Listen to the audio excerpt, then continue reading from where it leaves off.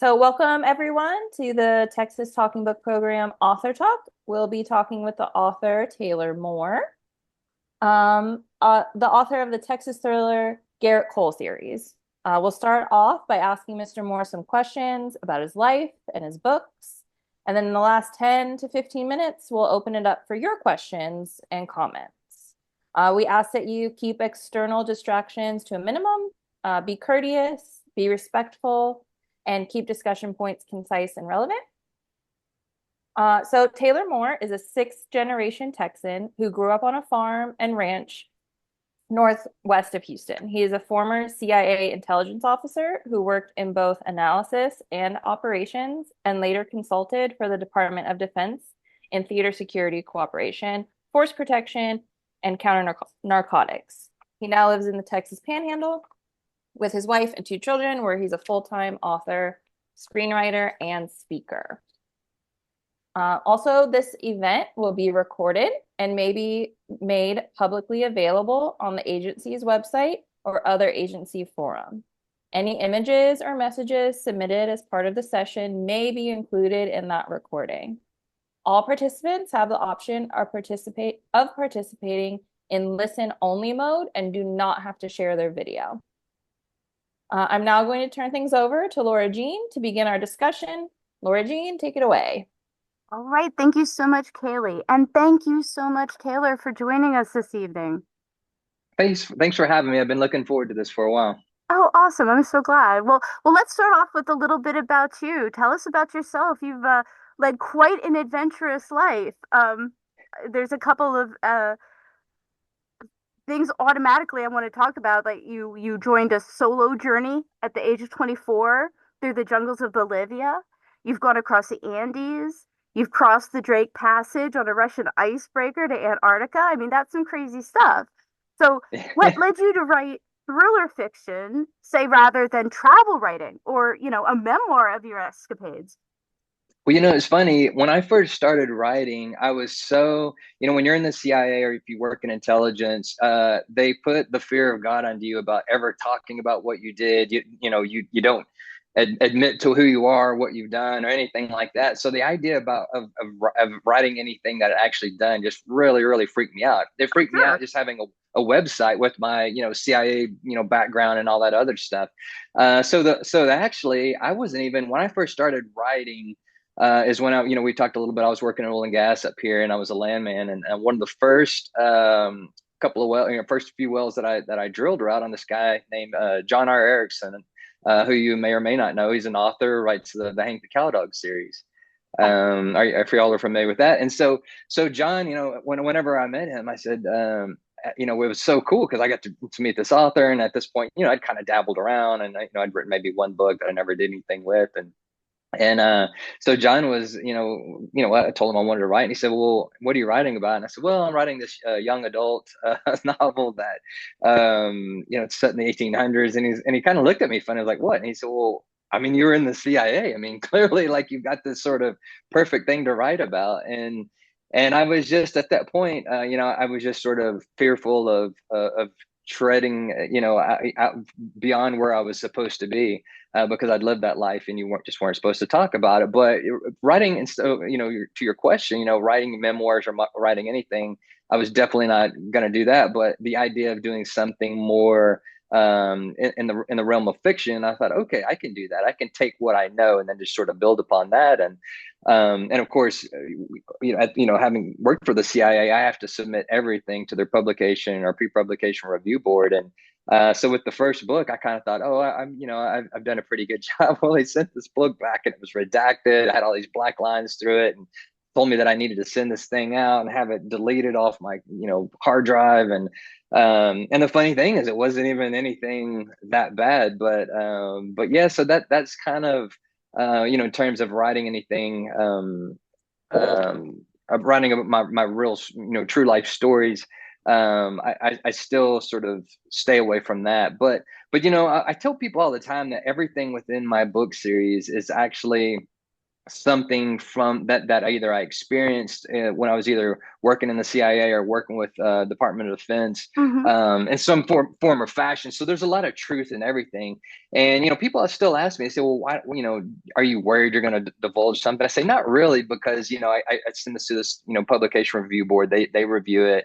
But at the same time, I said there's the things that are really interesting and fascinating about that world of intelligence aren't really the secrets, if you will. They're really what's more interesting to me, and that's what I try to put into my book series, is what it's like to work there, the feeling, the relationships, the emotion. Um, Not to give too much away, but in the second book, I get into Kim's character, Mm-hmm. and the CIA intelligence officer that works with Garrett, and she finds herself in this sort of lonely place. She's sort of risen in the ranks, but she's lonely and sort of isolated. And those are the kind of things that I saw when I was working there. So rather than divulge any secrets, I wanted to give people that read the series a real perspective of what it's like to work in the intelligence community. Because on the one hand, it's very exciting, it's very fun, it's very interesting. But on the other, it's very lonely, it's very isolating. And a lot of people get to the end of their careers and kind of say, what did I do? I did some neat things. I did, I served my country, and that's great. But they're without family, they're without friends. They've kind of lived this solitary life in the shadows, and so that's what I really wanted to focus with on my writing, is telling my story and my travels and all that, but through a unique sort of fictional perspective. Oh no, that is really fascinating. So how did you get into the CIA? Tell us a little bit about that. Well, everybody always wants to know, because if you actually look at my resume, I was a cattle rancher, and then 2 years later, I was in the CIA. People kind of look at that, and go, A little bit "I of a don't get jump. this. Like, yeah, like what happened?" And so I said, "Well, if I tell the story in its entirety, it actually makes sense." But yeah, basically, I was back ranching with my dad, and ended up deciding to go to graduate school. So I went to graduate school out at Pepperdine, Mm-hmm. out in California. Studied public relations with an emphasis on economics and international relations. I'm sorry, public policy, with econ and IR as my focus. Uh-huh. Well, and so while I was there, I ended up doing a graduate level internship at the U.S. mission to the European Union. So a mission is essentially like an embassy, but have missions to NATO, missions to the EU, things like Okay. that. So I ended up doing it kind of this international trade work. So essentially, I had embassy experience, but at the same time, I had that, as you talked about in the intro, I'd gone over the Andes, I'd gone to Antarctica on a Russian icebreaker, I'd traveled alone through South America for 6 months. So I had this sort of this spirit, that sort of independent spirit that could go out and survive on my own.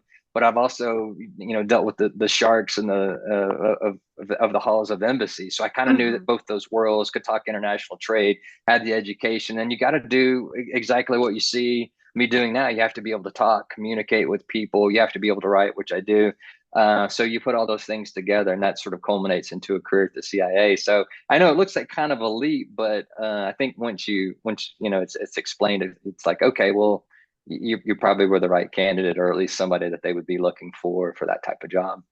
Well, and then once you join them, what kind of work what exactly, I mean, as much as you can tell, because I don't want you to have to Yeah. kill me. Um, No, right. but what kind of things did you do as an intelligence officer that you can discuss with us? And what made you decide to leave eventually? Yeah, great questions. So as a writer, it was great because I started when I applied. I didn't really, we had a recruiter. I gave him my resume, as did pretty much everybody in my graduate program, Mm-hmm. and when they narrowed it down, I think, to four of us, and then we ended up going to these interviews in a hotel room, which was kind of fun and weird, Yeah. and so the job they were interviewing me for, it was as an analyst. So if you want to think of it in the book world or TV world or movie world, Jack Ryan. Mm. So you're more your traditional analysts. So these are the people that become subject matter experts, and the other one's briefing, whether it's Congress, the president, national security council, the war fighter, if you're in a war zone, that kind of a thing. That's what they do.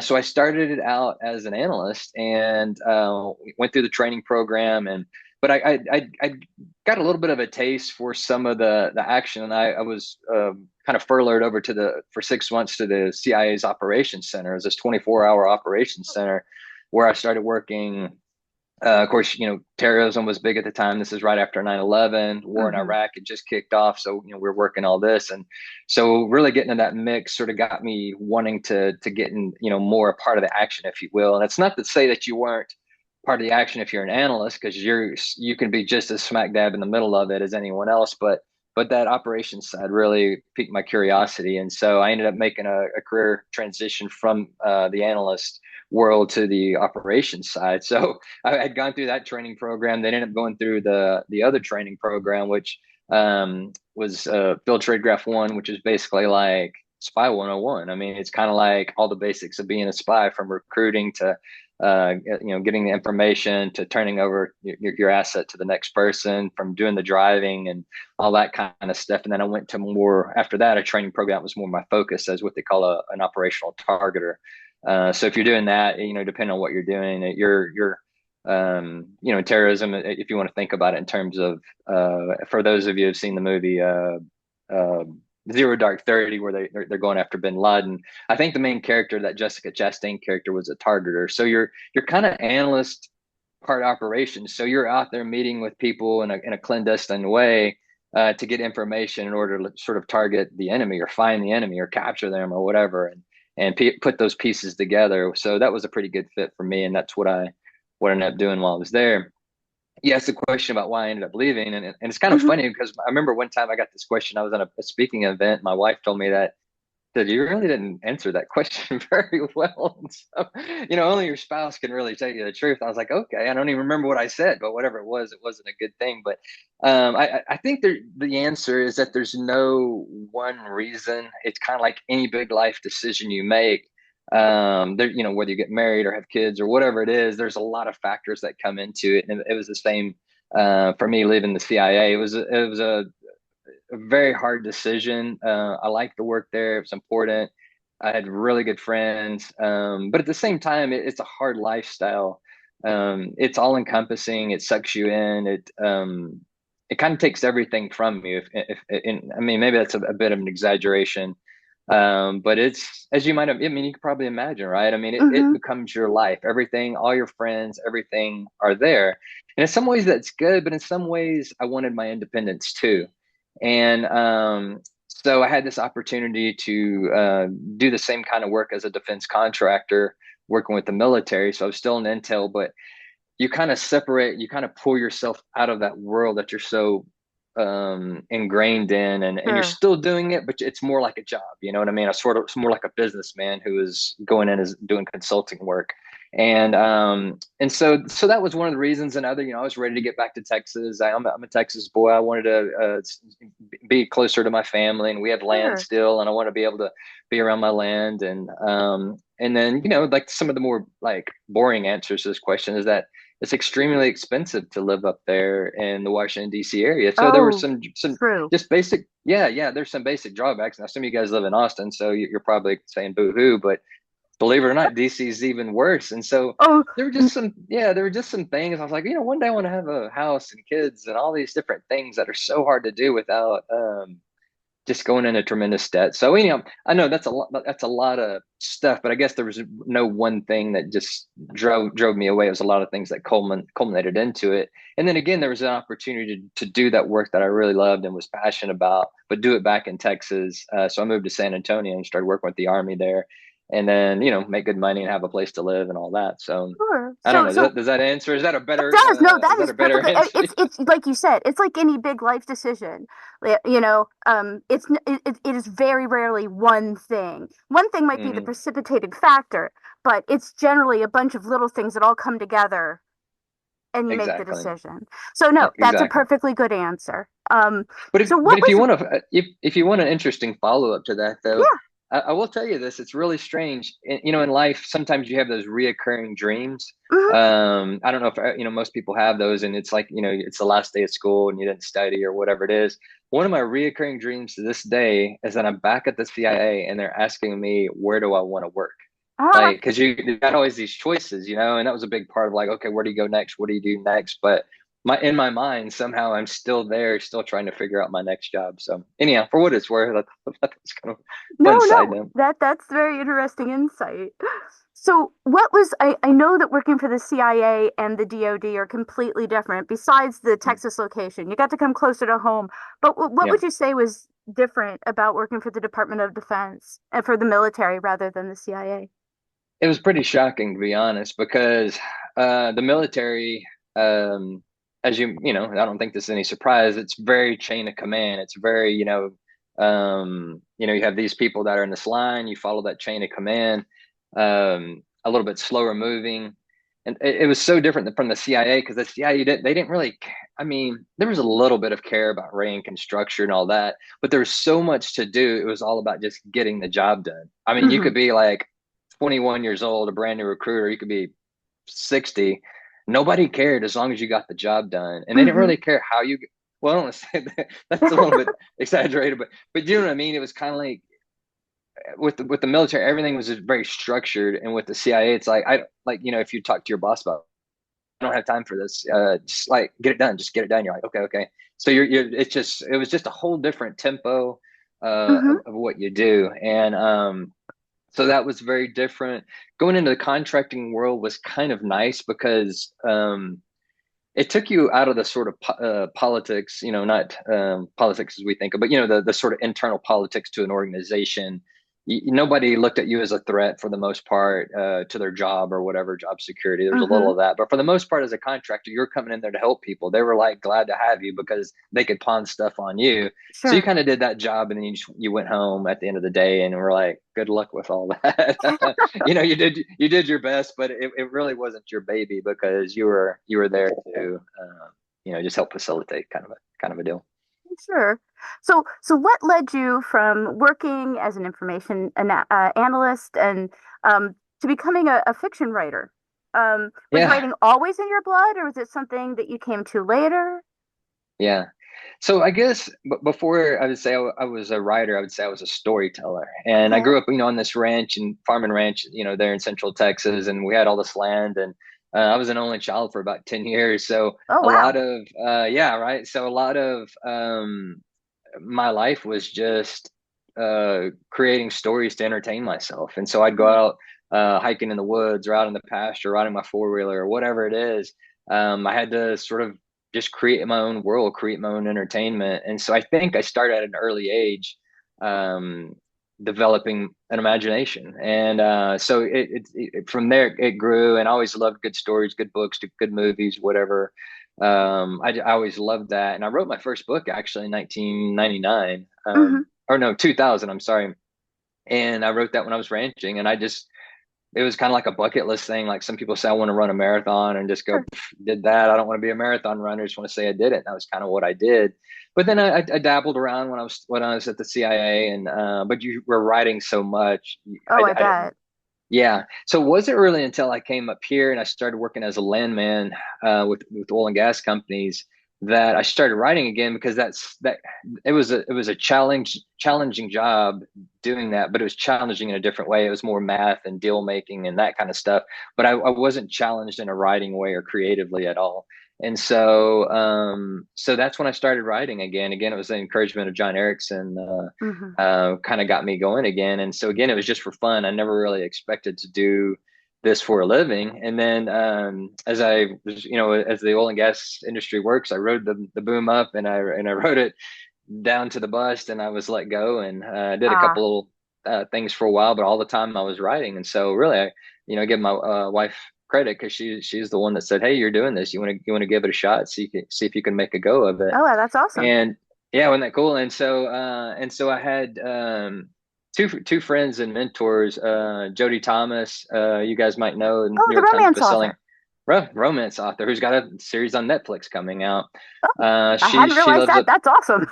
Yeah, that's awesome. Yeah, so it's a Ransom Canyon series that's going to be coming, and then Linda Brode, another New York Times bestselling romance author, and they took me under their wing, and they kind of said, "Hey, you got the skills, but you lack a lot," and uh, Hmm. and so they took me under their wing, and kind of showed me the ropes and got me to where I needed to be, and so yeah, that's how I kind of made that transition from what I was doing to this. It wasn't, I was like, I'm going to do this. I kind of lost my job, and but it was one of those fortunate things that I probably would have never really tried it had I had a good job going at the time. But did that, and then yeah, made the transition and haven't looked back.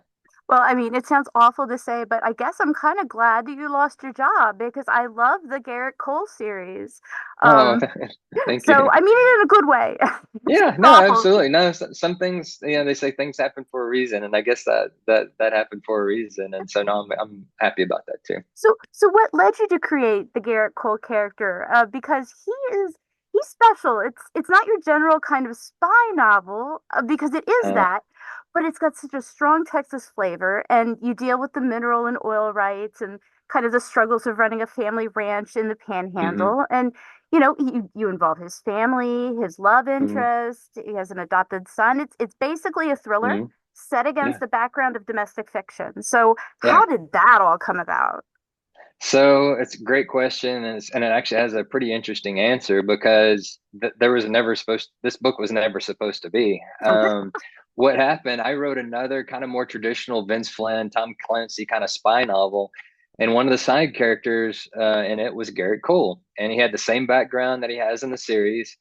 He just so happens, he wasn't the protagonist; he was just a side character, and I kind of kept feeling like he was stealing the show a little bit. But when you're writing this thing, you don't you're it takes forever to write a book. So you're like, okay, well, I get that, but what would I really do with him? And so it was my agent when he read that book, he said, Garrett Cole, he said, that's your protagonist right there. That's your Uh, guy. He said I would rewrite. So again, this was a horrible to hear as an author. You never want to hear like, let's trash that book and start anew. But that's exactly what I did. And he said, wow. he said you need to build a series around him. And I told my agent, I was like, absolutely not. I was like, I can't. I don't know. I don't know what I would say. I don't know what I would do. And so I had this like kind of moment of really this moment of angst where I was just pretty destroyed, and so my agent was like, okay, well, just think about it. Give it 24 hours, think about it, and see what you think. Because DEA, Garrett's DEA, I was like, I work counter drug, but I worked at a different level. When you're in the Yeah. intelligence community, I said, it's just I'm not a cop. And so my agent said, give it a thought, give it a thought. And so I woke up, couldn't sleep. I woke up at like 3 or 4, probably 4 the next morning, and I started writing. I thought, let me just see what I can do with Garrett. And so the first scene that I wrote, if you remember from Downrange, the first book is when Garrett comes home for the first time and sees his dad. And not to give too much away for anybody who hasn't read the books and wants to read them, but I mean, but Garrett is estranged from his family. He's been gone a while. He had this kind of odd upbringing with lots of tragedy, and he has this old curmudgeon of a dad that, I mean, you just have to read the books to know about Butch. But that it was him coming home and reuniting with his dad with this sort of awkward scene where Garrett's walking around his old home, his old ranch home, and looking around the place and having these memories from childhood and some of the bad things that had happened in his life, the tragedies. And so there was nothing thriller about it. There was no bullets and bombs. There was no guns. There was no uh, international intrigue. This was purely built around the story of a family who had completely fallen apart and them coming back together again. Hmm. So I know it's a funny thing. It's a strange book, and it's a strange series because all of it has that family drama Yeah. and that family element and the adopted son as you bring out. So it's as much of a sort of a family drama as it is a thriller, and that's just kind of what came out, I guess. Everything in there. I think I said before we got started is some part of me or it's somebody I've met or it's some story. So Hmm. even Asadi, the adopted son, him on the ranch and learning about horses. That was me as a kid growing up. Him not wanting to disappoint Butch or Garrett or worried he's going to embarrass himself was me growing up with all the older cowboys and me thinking like, I don't want, just don't embarrass yourself. Just don't fall off the horse or whatever, and just prove that you can do the job, prove your worth. Let them know that you're not just here because your dad owns the place, but you're contributing. And so every bit of that story is something from me, and even um, pretty much every character I could pinpoint, say this is someone I've met along the way, or this is 3 people that I met that have become this one person. So yeah, so that's just how the story came out. And I still love the bullets and the bombs and the operator thriller and the international intrigue, but it's a strange book. Or a strange series. I'm not gonna lie. I mean, how do you get this Texas cowboy involved with the CIA but I'll tell you this too. I'll be really honest with you. Mm-hmm. Um, I know when people read these books, they're going to think they're far fetched, but I promise you, I am reeling it in. What happens up here on the Texas High Plains is unusual. There are elements, first book deals with the cartel, second book Mm-hmm. deals with the Russian, third book deals with things having, the nuclear aspect, which we Mm-hmm. have Pantex up here, a real place. Yeah, everything is based on something real. And I've had even people come to me and kind of like give me the like, how did you know this kind of a deal? And I'm like, I didn't, but I figured a few things out along the way because people would reveal because they knew I was CIA, even when I was working oil and gas or whatever, people would reveal things. They're like, hey, you don't know this, but here's something that's going on. And they always say the truth is stranger than fiction, and it's Mm-hmm. absolutely the case up here on the high plains. I'm going to interrupt for 1 second. Just we're about halfway through the program, and we'll open up for questions closer to about 10 to 15 minutes toward the end. Thanks. Okay. All right. Thank you, Kaylee. Well, one of our patrons, Jane, has asked, how do you plan out and set in the various books the events that you described? Do you outline the whole setup before writing, or do you add events book by book?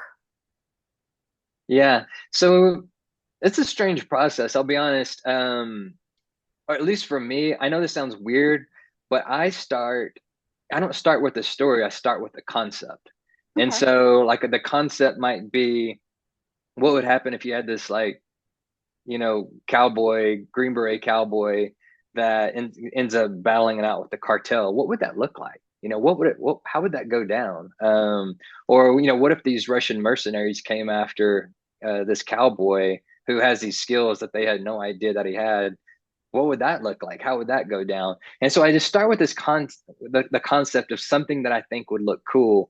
And because it is a neo-Western, I take things from the past. Like book three has a train. So, we think about the train robbery. So, Butch Cassidy and Sundance. So I pull from things from the past. I'm trying to think, book one, Downrange, has an element of someone being kidnapped and the old the posse coming together to get the people that have been kidnapped or taken by the villain. And book two has there's in the old Wild West they had the mines and gold, and this has rare earth minerals. So there's always just some element. So I take that element, a modern day element, I bring something from the past and I pull it all together. So then, as the question remains is like, well, how do you put it all together? So what I usually do is I'll have like an idea of what I want to happen in that story. So I'll maybe maybe I'll scribble it down on like a pad. It's real messy, and I'll be like this, then this happens, then this happens, then maybe Garrett's like, no way, this is gonna do whatever. So I kind of do it. It never stays that way, Uh-huh. but I develop it from there, and then I'll start putting it on a Word doc, and I'll make it a little bit more official where I'll go, okay, this happens, this happens, this happens. And that Word doc becomes chapters and parts.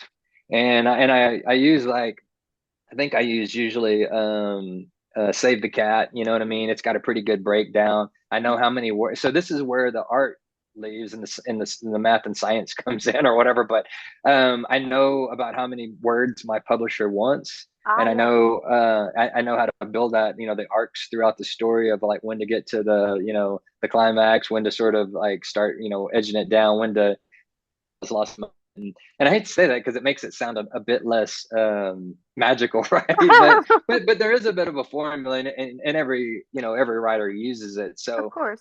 there's nothing wrong with it. Everything, but um, there's always going to be twists and turns that nobody's going to expect. But there is, your publisher expects this sort of this many words and sort of things to happen in this time frame.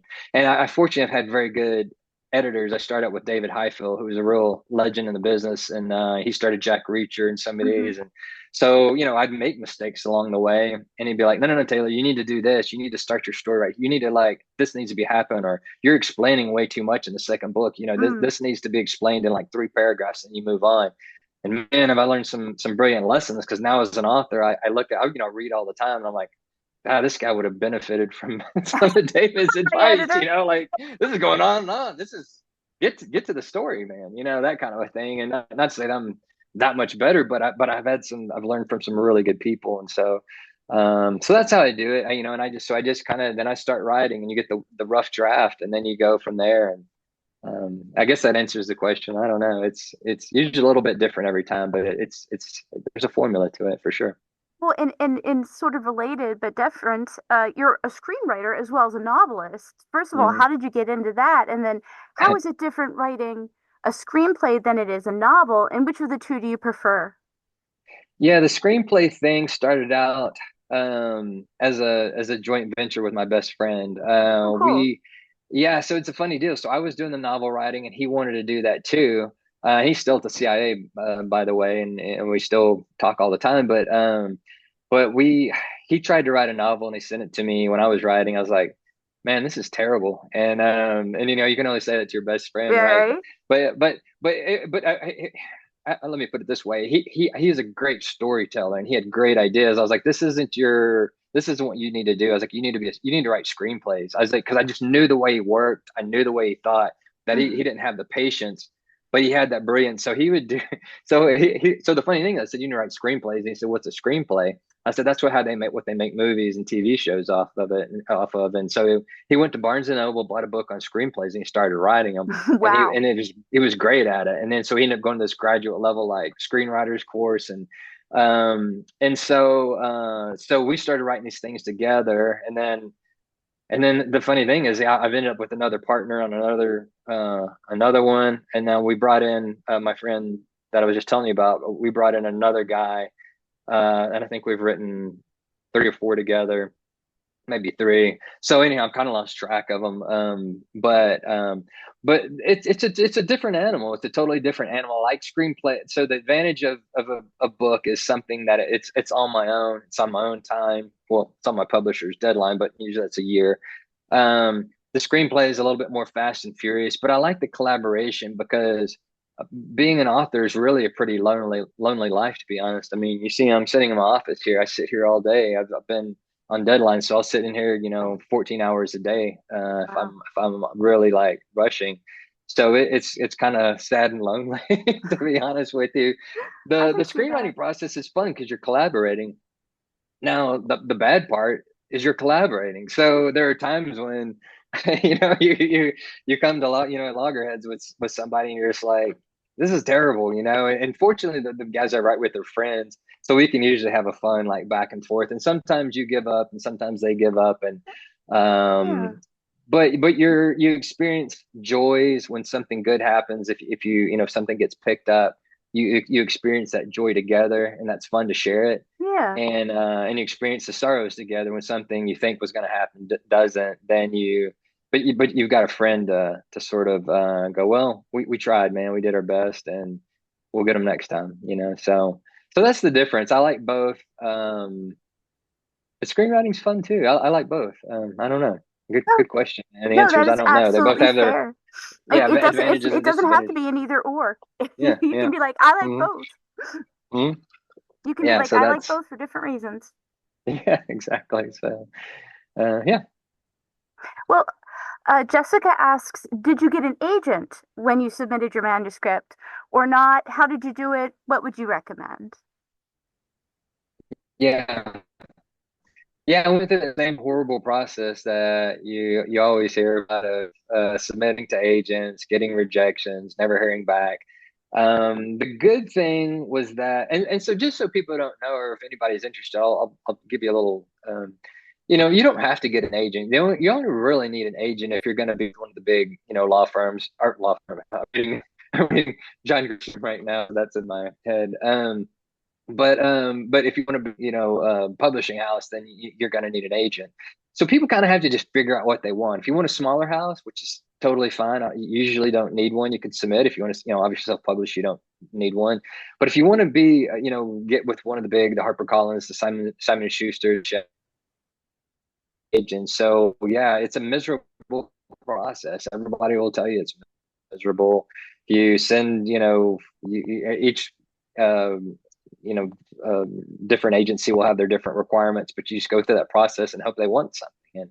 And so I did. I went through that process, and I had really a lot of success in that. 3 big agents had requested my full manuscript on the first go around. Wow. And I suspect that it was probably because, yeah. I mean, that was really good. Somebody said that's like winning the lottery. Nobody ever gets that. And I suspect that it had to do with, you know, being in the CIA gave me a little bit harder look. It wasn't as, it's kind of funny. When I mentioned him to my agent, or to my current agent, I said something about being in the CIA. He's like, "Oh, there's a lot of you guys." And I thought I was your only one, you know, and so you think it matters more than it does, but it gets you a second look, you know, and but you got to have the writing, you got to have the story, you got to have something that, I mean, they're going to look at it. They get so many of these things.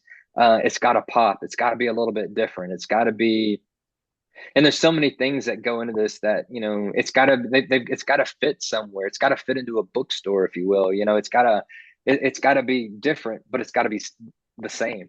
So it's tough, but yeah, that agent process is rough. But yeah, if you want to do get a big publisher, you have to go through an agent. I don't think they'll take submissions without someone running interference. Sure. No, that makes sense. So again, back a little bit to what we were talking before. So you wanted to come back to Texas, and you joined the Department of Defense, but eventually you settled up at the Panhandle, and so, which is completely night and day from Houston, right? We were talking a little bit about this before we officially started. So what made you settle in the Panhandle instead of headed back to Houston? One word or 2 words, my wife. Yeah. She was from she was from the Texas Panhandle, and no, I never planned on living up here. In fact, I remember we should drive up through here, you know, from the Houston, but we'd drive. I guess it was like a good halfway spot. You know, we'd get out and it'd be about, you know, 20 degrees with 45-mile-an-hour winds. I always thought, dude, who would live in this place, you know? And so I always kind of like laugh, like, oh, well, I guess this is Turns how it out happens. you. And so turns out me, right? And so but no, that's how I ended up here, was from my wife. But it's very different. And I think because it's all Texas, right? But Texas is it's different. I mean, South Texas is Mm-hmm. different from the Panhandle, and East Texas, the Piney Wood Curtain is different from far West Texas or El Paso. It's just a whole different animal when you get up here. And I think that was good for me as a writer, because I grew up in farming and ranching, so I knew agriculture. But up here it's so different, and the people are different. So where I grew up, it was more like the South, you know what I mean? Like, I felt Mm-hmm. like people had that sort of like more Southern hospitality, that kind of thing. But when I got up here to the Panhandle, I mean, you got to think. I remember, you know, I used to go to this town called Perryton all the time, and it was strange because I look around and see everybody would have this like K-State, and you know, like I'm like, you know, where I'm from, where everybody says UT or Mm-hmm. A&M or whatever, or Baylor. But up here, I mean, it's K-State, it's you know, University of Oklahoma. I mean, so where I used to work, it was only a few minutes drive to Kansas. I mean, Yeah. Kansas, you know. Wow. So people had this more Midwestern, like, direct attitude, and I wasn't used to that. And they'd be sort of direct with me. I was like, you can't say that. Like, we had to dance around this like Southerners, you know. Like, I mean, so it was different. I think because it was different, it sunk into my brain a little bit better, and I think that's why it was easier for me to write characters like Garrett and his brother and his dad, because I took into how they how it's a little bit different up here. And you know, the good news is that people that are from here like the series, and they say like, man, you nailed it, and that's the greatest compliment I can Oh, I get. bet. Yeah. So, what are some of your favorite books and authors? And are there any that you'd like to recommend to us? And this is Jane. Yes. Jane's question. Oh, okay, great question. Yeah, so I'll answer that question in this certain way, and it's not exactly what she asked, but you know, like most writers and readers, we you know, there are a variety of things that we really like. When I first started writing this series, I wanted to Larry McMurtry is probably my favorite author. My favorite Oh, book he's is great. Lonesome Dove. Yeah, and so I always loved his style, and so if you read my books, there I try to pull a little bit from those funny characters that he used to write, whether it's Lonesome Dove or any of these other I mean, any other books he's, or I really enjoyed, like Texasville and Last Picture Show and all Mm-hmm. that. So my characters, if you read the books, there's a little bit pulled from that, where I wanted these like sort of quirky, crazy people that will just say anything, because that's very Texas. It's very small town Texas, and so McMurtry is a big influence. In terms on the thriller side, my all-time favorite book, and so this will lead to a story, but my all-time favorite thriller novel is The Charm School by Nelson DeMille. Mm. And if you haven't read it, I highly recommend it. And I had this really interesting. Let's see, I can't even remember what book it was, but I was talking to Barbara Peters, who owns the Poison Pen in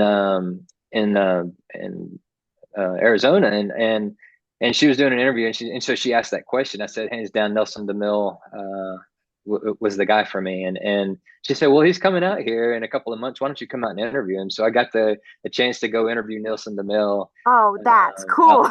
Yeah, that was really cool. We went out to dinner, and just to tell you a little about him, because sometimes you meet these guys and they say never meet your heroes, and I've met a few, and it's a huge disappointment. Nelson DeMille was not a disappointment. He is a gentleman and a neat, humble, really cool guy, and so I just got the opportunity to spend with him. So I like his work. Right now, gosh, who am I reading? I'm 4 books in, with the Garrett Kohl series, but Mm-hmm. now I'm writing an entirely new book. It's a Oh, new, cool. and I don't know if it'll be a standalone or a trilogy or a series. We'll see. But it's all set up in the Chesapeake Bay area and all different characters. Oh, completely Um, different then too. Completely different. And so I've been reading. It's a little bit. Well, I was aiming for darker, but I guess if you read my books, I'm not a dark person. There's some hardships and there's some dark times. But there's always my books. Typically, not to give anything away, but they typically. I don't want to leave anybody in a dark mood. There's enough bad news out there without me adding to it. Yeah. But I've been, I started reading more Thomas Harris. The Hannibal Oh, Lecter. yes. Yeah, and I felt like he's really my. I just can't write that dark, and I can't write that gruesome. It's just not me. But I Mm-hmm. love his style. I think his style is just absolutely, positively amazing. I've been reading a lot of Stephen King. He's just on another level of writing that I will never get to. He's a household name for a reason, but that's okay. It gives you something to aspire to. So I've been reading, going back some of the classics. I just finished Carrie and The Shining and all these things, and now I'm going back and reading. Right now I'm reading The Rainmaker, John Uh-huh. Grisham, because this book has a lot of what I'm writing now. I call it John Grisham meets Thomas Harris. It's Ah, it's sort of that, it's that real, it's the conspiracy stuff that goes on. It's that sort of innocent person that finds himself like, how did I end up in this government conspiracy? But it's got a lot of Thomas Harris. It's got some of that, murder mystery, like let's follow this to see what happens. And it's got a little twist of Nelson DeMille in it, like Plum Island, because it's got some of that mysterious secret government inner workings going on. So I've been having a lot of fun. I know that didn't really answer the question, but Larry McMurtry is by far probably my favorite. Tom Clancy as a thriller guy, you don't get much better. I always wish I had more contemporary answers. Like more, but it's who you kind of grow up with is who you love, and I think some of these people, they're legends, and they're legends for a reason, and yeah, so I no, always yeah, go and I back to think the I think there's nothing wrong with that. I mean, like you yeah. said, they're household names, they're classics for a reason. Mm-hmm. They speak to you specifically for a reason. Mm-hmm. So no, that's Yeah, awesome. Thank you for sharing that with us. And you yeah, you pretty bet. much answered what's coming up next, so that was Okay, really cool. yeah, but my next book. So that were you going to ask me what my Oh next yeah, I was book just going coming to out is? say Cold Trail. This is let me do the plug for you. Yeah, Cold go for Trail, it. the fourth Yeah. book in the Garrett Kohl series, is due to be published September 17th. We'll get it as fast as we can afterwards. I promise you all. I promise, promise. Are there any teasers you want to give us, or are you working on anything new? Yeah, I'll give you. So here's what I'll say about Cold Trail. It's a fun one. I never like to tell too much about it, but this one sort of gets into a little bit of like the eco-terrorism stuff. Oh, And cool. and just so everybody knows, if you read my books, they're not political at all, and I make it purposefully.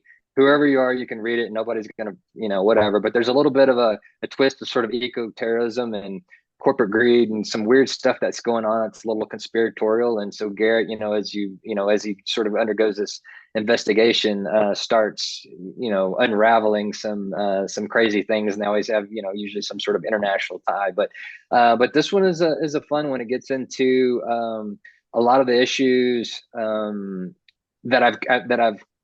have been sort of played out throughout the 4-book series. There's a lot of things that happen throughout the series that I wrap up in this book 4.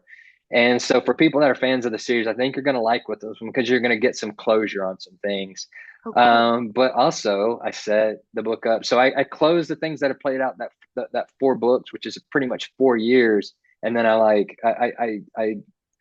opened the door for a whole new chapter, so to speak, in these people's lives. And what I'd like to do, and I know I haven't really told anybody, I'll tell you guys, this is, but I'd like to come back maybe with a few years later and kind of pick up like maybe 5 years later where everybody is at this point. So I won't really give anything away because you're going to see like where these people end up. And again, if you're one of those people that I just hate when writers leave like some kind of cliffhanger or some kind of ending that's just leaves you feeling bad or like I wasted my time. And so I like to give closure. I think people invest time, they invest money and they invest time in books. Mm-hmm. And I want to make it worth it. I want to make it worth every penny, and I want to make it worth every second that they come out of this. You're going to be, I'm going to put you through the ringer when you read these books, but when you get to the end, you're going to come out and you're going to nod your head and go, all right, I like that. That's okay. And so I think for book 4, for people that are into the series or want to get into the series, if somebody's listening today and they haven't started the Garrett Kohl thing, I think it's fun with this 4th one coming out. You're going to be able to go like full circle in these people's lives, and you're going to come away from it really fulfilled. That's awesome. Well, thank you so much. Yeah, my pleasure. Thanks. Well, I'm sorry, Kaylee, go ahead. I'm interrupting again. Sorry. So Taylor has graciously agreed to open up the program to participant questions. So if you have a question or comment, you can dial *9 to raise your hand. If you're calling in from a phone, you can press Alt-Y to raise your hand as a shortcut on your computer, or you can use the React raise hand feature on the screen. And I'll be monitoring the queue, so please wait until you're called on to unmute yourself. When I call on you, you can unmute yourself by dialing *6 if you're on the phone, pressing Alt-Y as the keyboard shortcut, or hitting that audio button on the Zoom screen. I might ask your first name if it's not available. Since some of you have called in, it doesn't have your name. And then once you've made your question or comment, I will mute you again. So go ahead and raise your hands and I will monitor. Hello? Okay.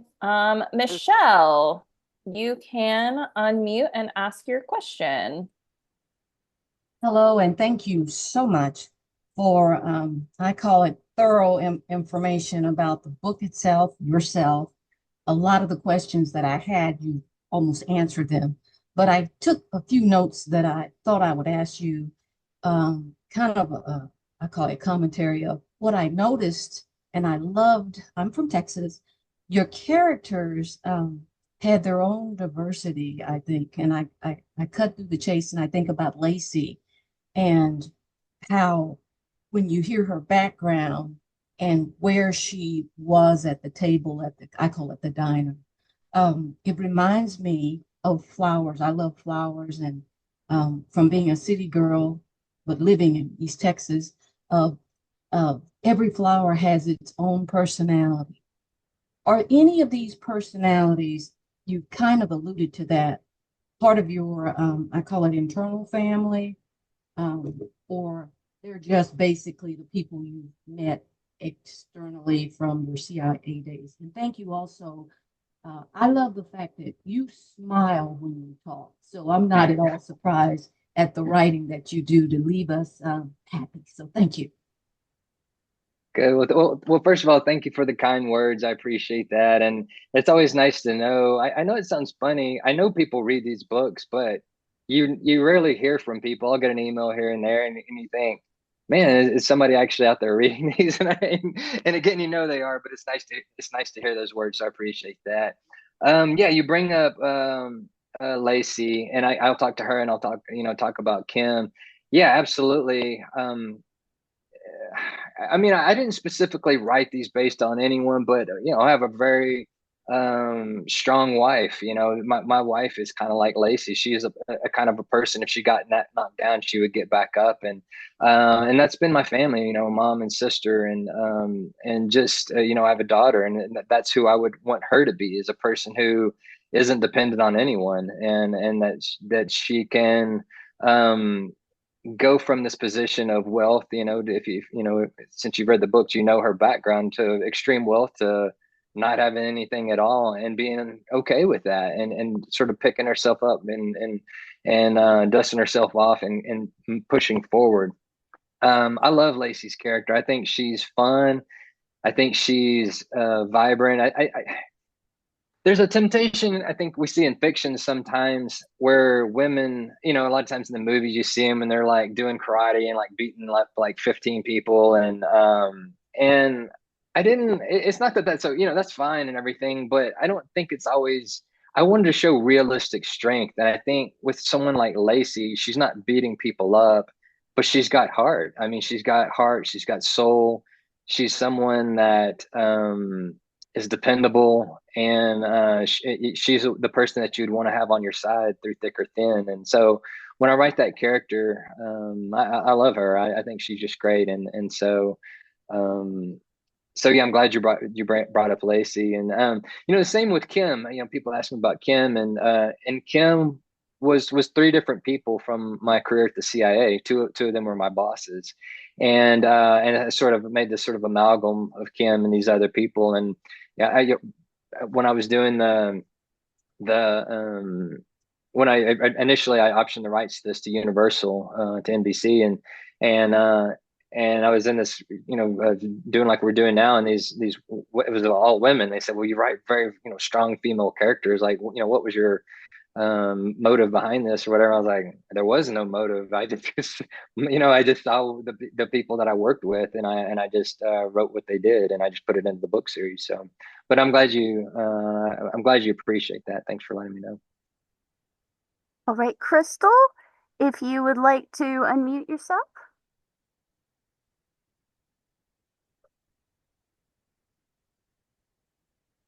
Crystal? All right. We will go to Pepper.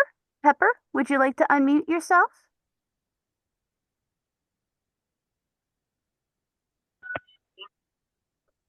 Okay, I just want to compliment Taylor on the magnificent writing that he has accomplished. And I have taken all of his characters into my heart.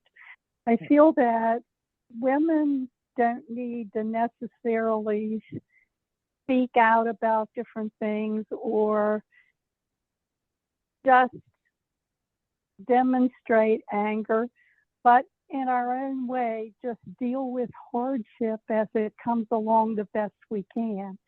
And I know now that I'm approaching 90, and I really appreciate the strength of the women you write. And I think I learned the hard way myself not to be bothered by the little things, but just look to the future always and not try to drag the mistakes of the past along. So thank you very, very much. I appreciate you, and I love your books, and I look forward to the fourth one in the series.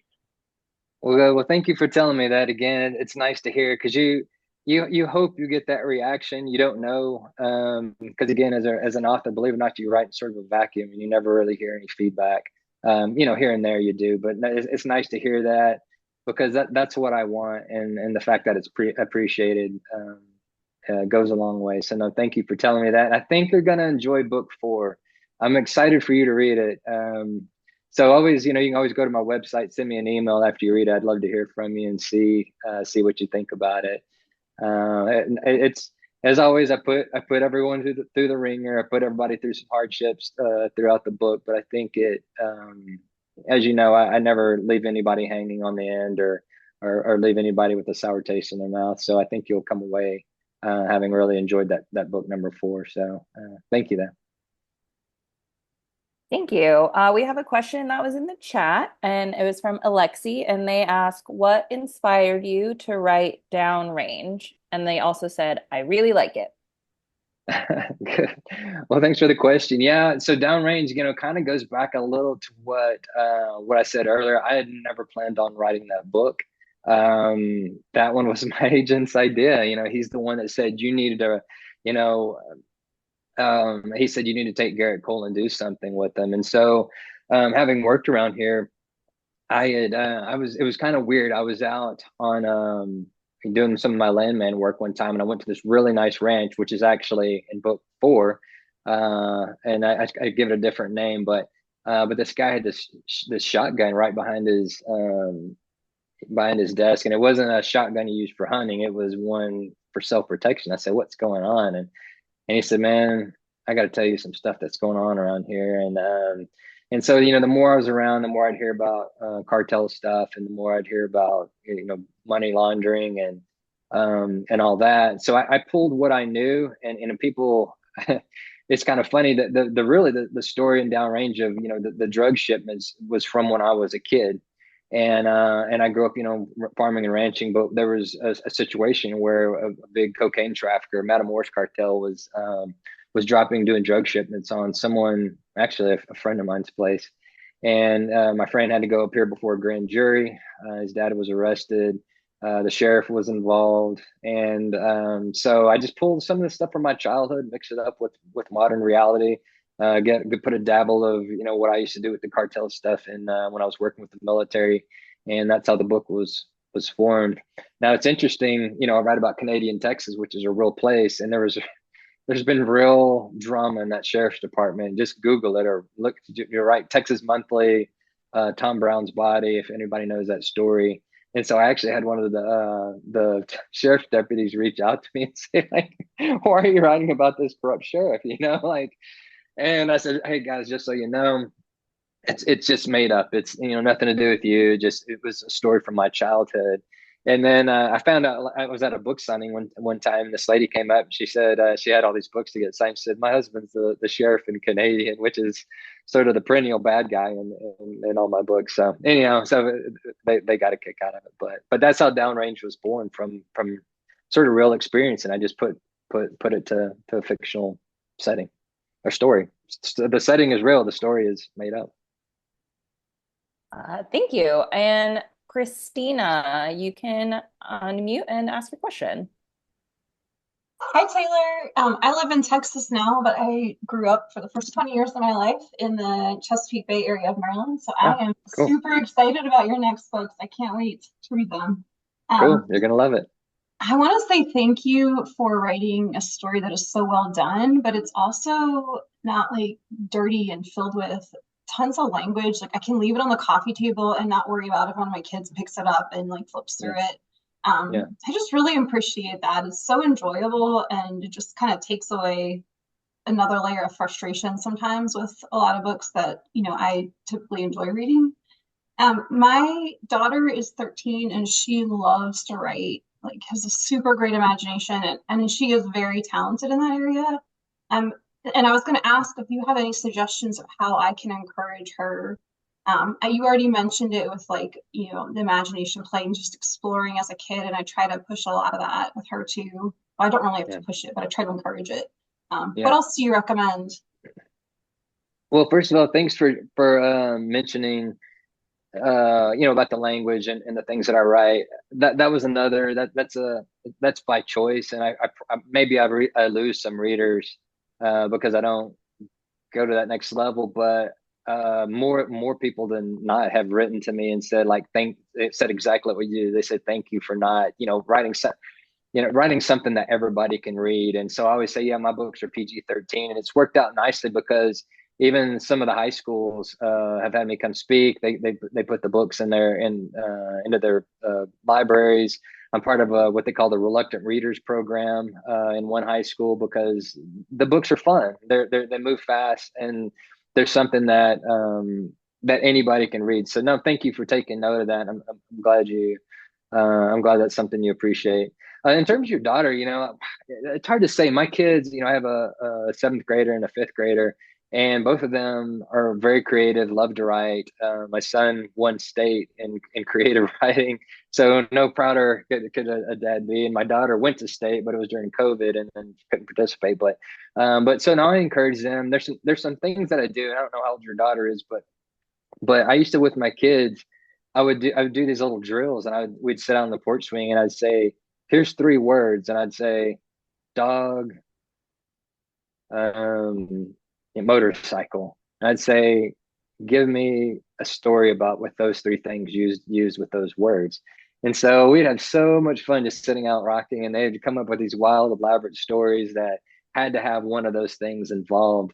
So again, that's for very young kids. But as they get older, I would encourage journaling, just getting in there and just writing anything. Just say, like, come up with a topic, come up with something that you don't even, if they're not interested in UFOs, write something about UFOs. They're gonna color it with their own perspective. And so kind of journaling, just starting to write and just get their ideas down on paper. And if they're terrible, who cares? They're not going anywhere. But just start getting out on paper. I can't tell people enough. People always talk about writer's block, but really, if you just start writing anything, the words will come. So I would just encourage them to write, and I would encourage them to read. And I would encourage them to read lots of genres because they're going to pull things in from everywhere. And I know sometimes people are like, I don't like this or I don't like that. For me, I hate horror. Like I don't, I don't watch scary movies because I don't want, I'm a scaredy cat. I don't want to wake up in the night and go, what's going on around here? If I hear a noise, but I've been reading Stephen King and, again, Thomas Harris, and some of that gets a bit much for me even, but I think it sparks that creativity. It takes you to different places. I'm kind of one of those guys that likes to read history novels and things like that, but I have to branch out and do different things because it exercises and it opens up different parts of your brain. Even doing like graphic novels, I've never been into that, but a friend of mine who likes the book series is a famous graphic novel guy, and so he started sending me his graphic novels, and I was like, this is kind of cool. It opens up a different part of the brain. So I would just encourage your daughter to explore, just with reading different genres and just journaling and writing, and just sit down and just writing stuff. Just say, like, write a page about this. And yeah, that's pretty much all I got on that. But I think that'd be good. Thank you. We have time for one more question, and that's going to be from Jane. Jane, you can unmute and ask your question. Oh, goody. I forgot to do my Alt-Y at the beginning, and I thought, oh, no. I am truly and deeply impressed with your storytelling. What I notice is that you give tender moments a lot of space because you don't overspeak them. And I love Butch making hot chocolate. What a good curmudgeon, for the little boy. And then when Garrett says, well, that's probably the last can of cocoa my mother ever bought 20 years ago, I just bust out laughing. Yeah. During my tears. But you do storying wonderfully. And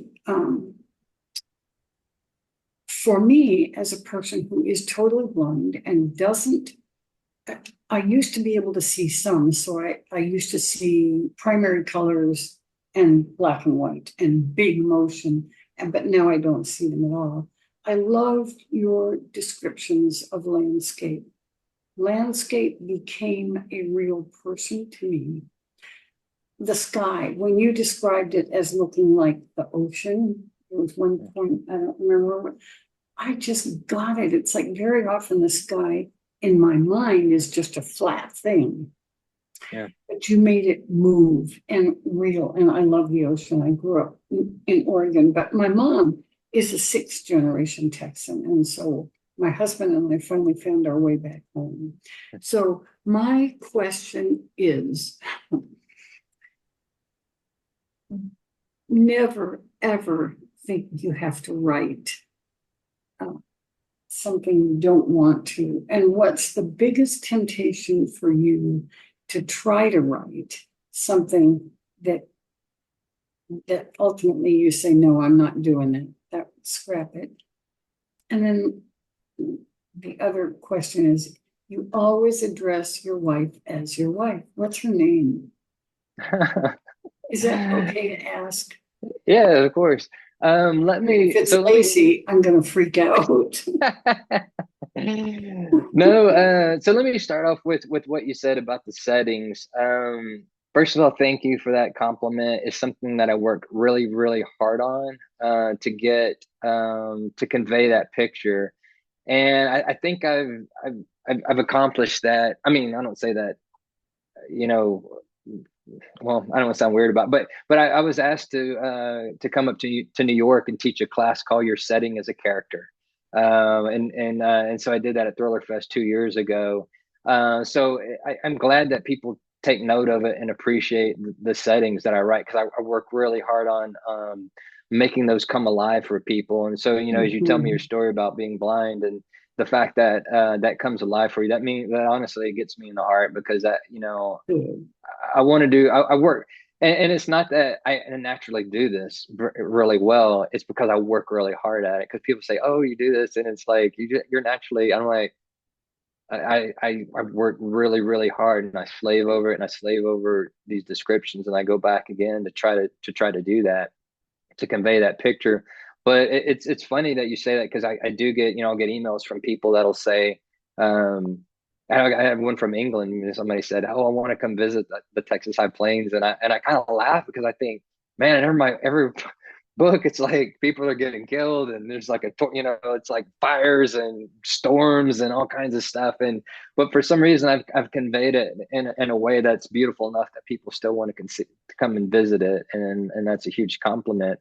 It comes from, me too, having been there. I'm from Texas, but this place is unusual. It's bizarre, and there were times I'd literally, when I was a landman, I was driving, I would pull over the side of the road and just stare. And the reason I would stare is because there are places you can go and see absolutely nothing. And I know it sounds strange, but if you get up on the Cap Rock, which I describe in the book, on a clear day where there's no clouds, you look out over the plains, over the prairie, and you feel like you can see the curvature of the earth. That's how far you can see, and it's absolutely positively breathtaking. And it's not just a look; it's a feel. And I think I try to describe that in Downrange some, that it's a wonderful feeling, but it's a scary feeling. It's like being out in space, or being out on the ocean or something. It's something that's just hard to describe. So thank you for appreciating that. You asked about my wife. Her name is Diana, and so she's I think my biggest critic. Every time she comes in, we have a laugh, because as soon as, if I have something up on the screen, I swipe it to get it off there, because she'll start reading it and say something critical, and I'll get mad and send her packing or whatever. And but no, we have a lot of fun with it, and she's a big inspiration for the books, um, and for characters like Lacey, because she is tough, and she's my rock, and so no, I'm glad you bring that up. You asked about writing something I don't want to write. That's a good one. Fortunately, I haven't been in a position to have to do that yet. I put myself in a position a little bit. I said I wanted to write something a little more like Thomas Harris, a little more Hannibal. I enjoy those books, although there's sometimes it's too far for me. It's just personal, but I can't write that. I can't write something. You'll find that you are who you are as a writer. And I guess I could force myself. If somebody said, hey, here's $1 million, write this thing, I could probably do it. But for the most part, I do write what I want to write, and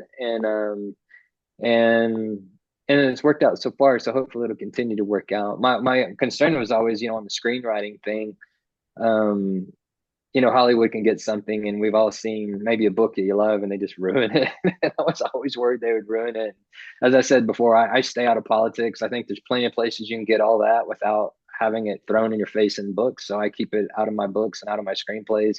And so I was always worried, things would be politicized, or they want to do that. And I just want to write fun stories. I just want to write things that people enjoy.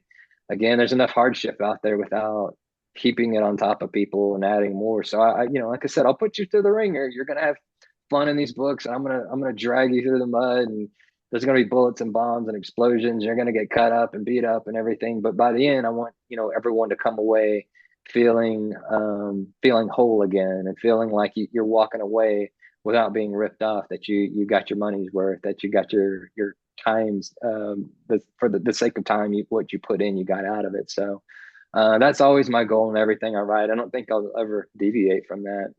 I don't see why I would, because if I did, I don't think I'd be proud of it, and I don't think it'd be very good. So hopefully I'll be able to continue to write what I want to write, Well, I'm which is more grateful. things like this. we certainly do too.